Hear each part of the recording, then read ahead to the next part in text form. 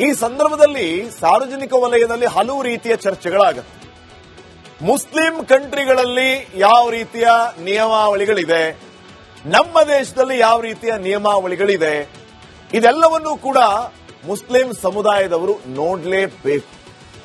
Islamic ದೇಶಗಳಿಗೆ ಬೇಡವಾದಂತಹ ಹಿಜಾಬ್ ಇಲ್ಲಿ ನಮಗೆ ಹಾಕಬೇಕು ಅನ್ನುವಂಥ ಪ್ರಶ್ನೆಗಳು ಹೇಳುವಂಥದ್ದು ಸಹಜ.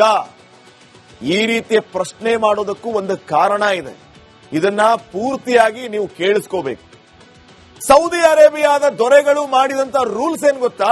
ಈ ವಿಚಾರವಾಗಿ ಹಿಜಾಬ್ಗೆ ಅವಕಾಶ ನೀಡಿಲ್ಲ ಅಂತ ಹೇಳಿ ಕೆಲವರು ಪರೀಕ್ಷೆಯನ್ನೇ ಬರೆದಿಲ್ಲ ಇಲ್ಲಿ. ಆದ್ರೆ ಸೌದಿಯ ಪರೀಕ್ಷಾ ಕೊಠಡಿಗಳಲ್ಲಿ ಅಬಾಯ ಬ್ಯಾನ್ ಮಾಡಿದ್ದಾರೆ. ಅಬಾಯ ಅಂತಂದ್ರೆ ಅದು ಟೈಪ್ ಆಫ್ ಹಿಜಾಬ್ ರೀತಿಯ ಒಂದು ಬಟ್ಟೆ, ಅಲ್ಲಿ ಧರಿಸುವಂತಹ ದಿರಿಸು. ಹೆಣ್ಮಕ್ಳು ಇಲ್ಲಿ ಹಿಜಾಬ್ ಧರಿಸಿದ್ರೆ ಅಲ್ಲಿ ಅಬಾಯ ಧರಿಸ್ತಾರೆ. ಅದನ್ನು ಕೂಡ ಅಲ್ಲಿ ಬ್ಯಾನ್ ಮಾಡಿದ್ದಾರೆ. ಸೌದಿ ಅರೇಬಿಯಾ ಸಂಪೂರ್ಣ ಮುಸ್ಲಿಂ ಸಮುದಾಯದವರು ಇರುವಂತಹ ದೇಶ. ಅಲ್ಲಿಯೇ ಅದನ್ನ ಬ್ಯಾನ್ ಮಾಡಿದ್ದಾರೆ. ಇಲ್ಲಿ ಬೇಕು ಅಂತ ಇವರು ಪತ್ರ ಬರೀತಾರೆ. ಹಾಗಿದ್ರೆ ಸೌದಿ ಅರೇಬಿಯಾದ ಮುಸ್ಲಿಮರಿಗೆ ಇಲ್ಲಿರುವಂತಹ ಮುಸ್ಲಿಮರಿಗೆ ಯಾವ ರೀತಿಯ ವ್ಯತ್ಯಾಸ ಇದೆ? ಅವರು ಯಾವ ಕಾನೂನನ್ನ ಪಾಲನೆ ಮಾಡ್ತಾ ಇದ್ದಾರೆ, ಇವರು ಯಾವ ರೀತಿಯ ಕಾನೂನನ್ನ ಪಾಲನೆ ಮಾಡ್ತಾ ಇದ್ದಾರೆ, ಏನಿದೆ ವ್ಯತ್ಯಾಸ ಗೊತ್ತಾಗಬೇಕಲ್ವಾ? ಸೌದಿ ಅರೇಬಿಯಾ ಶಾಲೆಗಳಲ್ಲಿ ಸಮವಸ್ತ್ರವನ್ನಷ್ಟೇ ಧರಿಸಬೇಕು. ಯೂನಿಫಾರ್ಮ್ ಏನಿದೆಯೋ ಅದನ್ನ ಮಾತ್ರ ಧರಿಸಬೇಕು. ಅದರ ಮೇಲೆ ನೀವು ಹಿಜಾಬ್ ಹಾಕೊಂಡು ಬರೋದು, ಅಬಾಯ ಹಾಕೊಂಡು ಬರೋದು ಯಾವುದು ಕೂಡ ಅಲ್ಲಿ ಅಲೌಡ್ ಇಲ್ಲ. ಮುಸ್ಲಿಮರ ಪವಿತ್ರ ಮೆಕ್ಕಾ ಕಾವಾಗಳು ಕೂಡ ಸೌದಿಯಲ್ಲೇ ಇದೆ. ಅಬಾಯ ಅಂದ್ರೆ ಹಿಜಾಬನ್ನೇ ಹೋಲುವ ಒಂದು ದಿರಿಸು.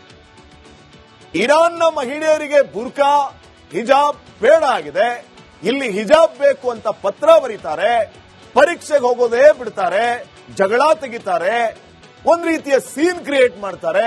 ಇದೆಲ್ಲ ಯಾಕೆ ಬೇಕು? ನಿಮ್ಮಲ್ಲೇ ಕುತ್ಕೊಂಡು ಆಲೋಚನೆ ಮಾಡಿ.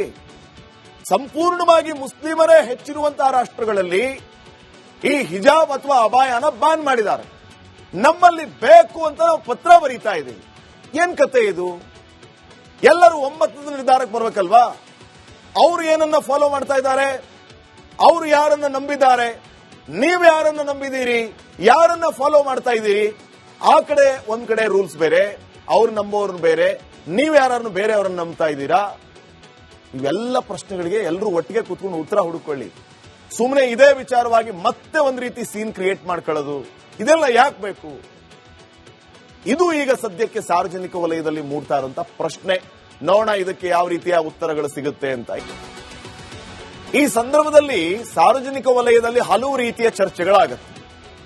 ಮುಸ್ಲಿಂ ಕಂಟ್ರಿಗಳಲ್ಲಿ ಯಾವ ರೀತಿಯ ನಿಯಮಾವಳಿಗಳಿದೆ, ನಮ್ಮ ದೇಶದಲ್ಲಿ ಯಾವ ರೀತಿಯ ನಿಯಮಾವಳಿಗಳಿದೆ, ಇದೆಲ್ಲವನ್ನೂ ಕೂಡ ಮುಸ್ಲಿಂ ಸಮುದಾಯದವರು ನೋಡಲೇಬೇಕು.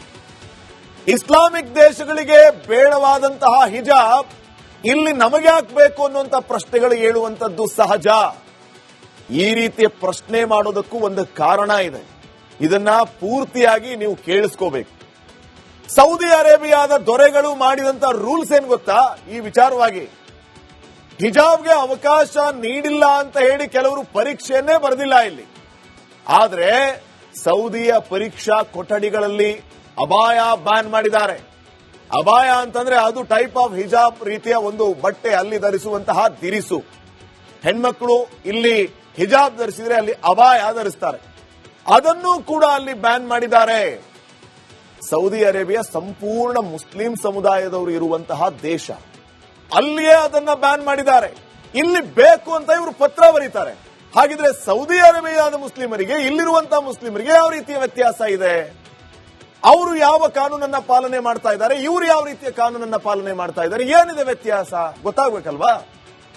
ಸೌದಿ ಅರೇಬಿಯಾ ಶಾಲೆಗಳಲ್ಲಿ ಸಮವಸ್ತ್ರವನ್ನಷ್ಟೇ ಧರಿಸಬೇಕು. ಯೂನಿಫಾರ್ಮ್ ಏನಿದೆಯೋ ಅದನ್ನ ಮಾತ್ರ ಧರಿಸಬೇಕು. ಅದರ ಮೇಲೆ ನೀವು ಹಿಜಾಬ್ ಹಾಕೊಂಡು ಬರೋದು, ಅಬಾಯ ಹಾಕೊಂಡು ಬರೋದು ಯಾವುದು ಕೂಡ ಅಲ್ಲಿ ಅಲೌಡ್ ಇಲ್ಲ. ಮುಸ್ಲಿಮರ ಪವಿತ್ರ ಮೆಕ್ಕಾ ಕಾವಾಗಳು ಕೂಡ ಸೌದಿಯಲ್ಲೇ ಇದೆ. ಅಬಾಯ ಅಂದ್ರೆ ಹಿಜಾಬನ್ನೇ ಹೋಲುವ ಒಂದು ದಿರಿಸು. ಇರಾನ್ನ ಮಹಿಳೆಯರಿಗೆ ಬುರ್ಕಾ ಹಿಜಾಬ್ ಬೇಡ ಆಗಿದೆ. ಇಲ್ಲಿ ಹಿಜಾಬ್ ಬೇಕು ಅಂತ ಪತ್ರ ಬರೀತಾರೆ, ಪರೀಕ್ಷೆಗೆ ಹೋಗೋದೇ ಬಿಡ್ತಾರೆ, ಜಗಳ ತೆಗಿತಾರೆ, ಒಂದ್ ರೀತಿಯ ಸೀನ್ ಕ್ರಿಯೇಟ್ ಮಾಡ್ತಾರೆ.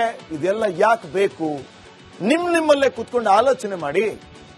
ಸಂಪೂರ್ಣವಾಗಿ ಮುಸ್ಲಿಮರೇ ಹೆಚ್ಚಿರುವಂತಹ ರಾಷ್ಟ್ರಗಳಲ್ಲಿ ಈ ಹಿಜಾಬ್ ಅಥವಾ ಅಬಾಯನ ಬ್ಯಾನ್ ಮಾಡಿದ್ದಾರೆ. ನಮ್ಮಲ್ಲಿ ಬೇಕು ಅಂತ ನಾವು ಪತ್ರ ಬರೀತಾ ಇದ್ದೀವಿ. ಏನ್ ಕತೆ ಇದು? ಎಲ್ಲರೂ ಒಮ್ಮತದ ನಿರ್ಧಾರಕ್ಕೆ ಬರ್ಬೇಕಲ್ವಾ? ಅವರು ಏನನ್ನ ಫಾಲೋ ಮಾಡ್ತಾ ಇದ್ದಾರೆ, ಅವರು ಯಾರನ್ನ ನಂಬಿದ್ದಾರೆ, ನೀವು ಯಾರನ್ನ ನಂಬಿದ್ದೀರಿ, ಯಾರನ್ನ ಫಾಲೋ ಮಾಡ್ತಾ ಇದ್ದೀರಿ? ಆ ಕಡೆ ಒಂದ್ ಕಡೆ ರೂಲ್ಸ್ ಬೇರೆ, ಅವ್ರು ನಂಬೋರ್ನ ಬೇರೆ, ನೀವು ಯಾರನ್ನು ಬೇರೆಯವ್ರನ್ನ ನಂಬ್ತಾ ಇದ್ದೀರಾ? ಇವೆಲ್ಲ ಪ್ರಶ್ನೆಗಳಿಗೆ ಎಲ್ಲರೂ ಒಟ್ಟಿಗೆ ಕೂತ್ಕೊಂಡು ಉತ್ತರ ಹುಡುಕೊಳ್ಳಿ. ಸುಮ್ಮನೆ ಇದೇ ವಿಚಾರವಾಗಿ ಮತ್ತೆ ಒಂದ್ ರೀತಿ ಸೀನ್ ಕ್ರಿಯೇಟ್ ಮಾಡ್ಕೊಳ್ಳೋದು, ಇದೆಲ್ಲ ಯಾಕೆ ಬೇಕು? ಇದು ಈಗ ಸದ್ಯಕ್ಕೆ ಸಾರ್ವಜನಿಕ ವಲಯದಲ್ಲಿ ಮೂಡ್ತಾ ಇರುವಂತ ಪ್ರಶ್ನೆ. ನೋಡೋಣ ಇದಕ್ಕೆ ಯಾವ ರೀತಿಯ ಉತ್ತರಗಳು ಸಿಗುತ್ತೆ ಅಂತ. ಈ ಸಂದರ್ಭದಲ್ಲಿ ಸಾರ್ವಜನಿಕ ವಲಯದಲ್ಲಿ ಹಲವು ರೀತಿಯ ಚರ್ಚೆಗಳಾಗುತ್ತೆ. ಮುಸ್ಲಿಂ ಕಂಟ್ರಿಗಳಲ್ಲಿ ಯಾವ ರೀತಿಯ ನಿಯಮಾವಳಿಗಳಿದೆ, ನಮ್ಮ ದೇಶದಲ್ಲಿ ಯಾವ ರೀತಿಯ ನಿಯಮಾವಳಿಗಳಿದೆ, ಇದೆಲ್ಲವನ್ನೂ ಕೂಡ ಮುಸ್ಲಿಂ ಸಮುದಾಯದವರು ನೋಡಲೇಬೇಕು. ಇಸ್ಲಾಮಿಕ್ ದೇಶಗಳಿಗೆ ಬೇಡವಾದಂತಹ ಹಿಜಾಬ್ ಇಲ್ಲಿ ನಮಗೆ ಹಾಕಬೇಕು ಅನ್ನುವಂಥ ಪ್ರಶ್ನೆಗಳು ಏಳುವಂತದ್ದು ಸಹಜ. ಈ ರೀತಿಯ ಪ್ರಶ್ನೆ ಮಾಡೋದಕ್ಕೂ ಒಂದು ಕಾರಣ ಇದೆ. ಇದನ್ನ ಪೂರ್ತಿಯಾಗಿ ನೀವು ಕೇಳಿಸ್ಕೋಬೇಕು. ಸೌದಿ ಅರೇಬಿಯಾದ ದೊರೆಗಳು ಮಾಡಿದಂತ ರೂಲ್ಸ್ ಏನ್ ಗೊತ್ತಾ? ಈ ವಿಚಾರವಾಗಿ ಹಿಜಾಬ್ಗೆ ಅವಕಾಶ ನೀಡಿಲ್ಲ ಅಂತ ಹೇಳಿ ಕೆಲವರು ಪರೀಕ್ಷೆಯನ್ನೇ ಬರೆದಿಲ್ಲ ಇಲ್ಲಿ. ಆದ್ರೆ ಸೌದಿಯ ಪರೀಕ್ಷಾ ಕೊಠಡಿಗಳಲ್ಲಿ ಅಬಾಯ ಬ್ಯಾನ್ ಮಾಡಿದ್ದಾರೆ. ಅಬಾಯ ಅಂತಂದ್ರೆ ಅದು ಟೈಪ್ ಆಫ್ ಹಿಜಾಬ್ ರೀತಿಯ ಒಂದು ಬಟ್ಟೆ, ಅಲ್ಲಿ ಧರಿಸುವಂತಹ ದಿರಿಸು. ಹೆಣ್ಮಕ್ಳು ಇಲ್ಲಿ ಹಿಜಾಬ್ ಧರಿಸಿದ್ರೆ ಅಲ್ಲಿ ಅಬಾಯ ಧರಿಸ್ತಾರೆ. ಅದನ್ನೂ ಕೂಡ ಅಲ್ಲಿ ಬ್ಯಾನ್ ಮಾಡಿದ್ದಾರೆ. ಸೌದಿ ಅರೇಬಿಯಾ ಸಂಪೂರ್ಣ ಮುಸ್ಲಿಂ ಸಮುದಾಯದವರು ಇರುವಂತಹ ದೇಶ. ಅಲ್ಲಿಯೇ ಅದನ್ನ ಬ್ಯಾನ್ ಮಾಡಿದ್ದಾರೆ. ಇಲ್ಲಿ ಬೇಕು ಅಂತ ಇವರು ಪತ್ರ ಬರೀತಾರೆ. ಹಾಗಿದ್ರೆ ಸೌದಿ ಅರೇಬಿಯಾದ ಮುಸ್ಲಿಮರಿಗೆ ಇಲ್ಲಿರುವಂತಹ ಮುಸ್ಲಿಮರಿಗೆ ಯಾವ ರೀತಿಯ ವ್ಯತ್ಯಾಸ ಇದೆ? ಅವರು ಯಾವ ಕಾನೂನನ್ನ ಪಾಲನೆ ಮಾಡ್ತಾ ಇದ್ದಾರೆ, ಇವರು ಯಾವ ರೀತಿಯ ಕಾನೂನನ್ನ ಪಾಲನೆ ಮಾಡ್ತಾ ಇದ್ದಾರೆ, ಏನಿದೆ ವ್ಯತ್ಯಾಸ ಗೊತ್ತಾಗಬೇಕಲ್ವಾ?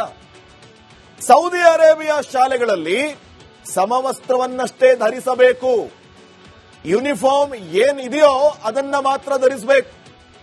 ಅದರ ಮೇಲೆ ನೀವು ಹಿಜಾಬ್ ಹಾಕೊಂಡು ಬರೋದು, ಅಬಾಯ ಹಾಕೊಂಡು ಬರೋದು ಯಾವುದು ಕೂಡ ಅಲ್ಲಿ ಅಲೌಡ್ ಇಲ್ಲ. ಮುಸ್ಲಿಮರ ಪವಿತ್ರ ಮೆಕ್ಕಾ ಕಾವಾಗಳು ಕೂಡ ಸೌದಿಯಲ್ಲೇ ಇದೆ. ಅಬಾಯ ಅಂದ್ರೆ ಹಿಜಾಬನ್ನೇ ಹೋಲುವ ಒಂದು ದಿರಿಸು. ಇರಾನ್ನ ಮಹಿಳೆಯರಿಗೆ ಬುರ್ಕಾ ಹಿಜಾಬ್ ಬೇಡ ಆಗಿದೆ. ಇಲ್ಲಿ ಹಿಜಾಬ್ ಬೇಕು ಅಂತ ಪತ್ರ ಬರೀತಾರೆ, ಪರೀಕ್ಷೆಗೆ ಹೋಗೋದೇ ಬಿಡ್ತಾರೆ, ಜಗಳ ತೆಗಿತಾರೆ, ಒಂದ್ ರೀತಿಯ ಸೀನ್ ಕ್ರಿಯೇಟ್ ಮಾಡ್ತಾರೆ. ಇದೆಲ್ಲ ಯಾಕೆ ಬೇಕು? ನಿಮ್ಮಲ್ಲೇ ಕುತ್ಕೊಂಡು ಆಲೋಚನೆ ಮಾಡಿ.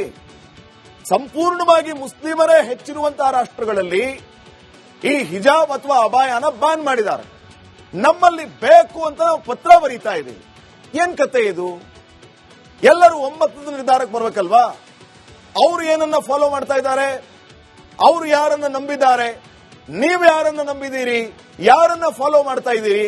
ಆ ಕಡೆ ಒಂದ್ ಕಡೆ ರೂಲ್ಸ್ ಬೇರೆ, ಅವ್ರು ನಂಬೋರ್ನ ಬೇರೆ, ನೀವು ಯಾರನ್ನು ಬೇರೆಯವ್ರನ್ನ ನಂಬ್ತಾ ಇದ್ದೀರಾ?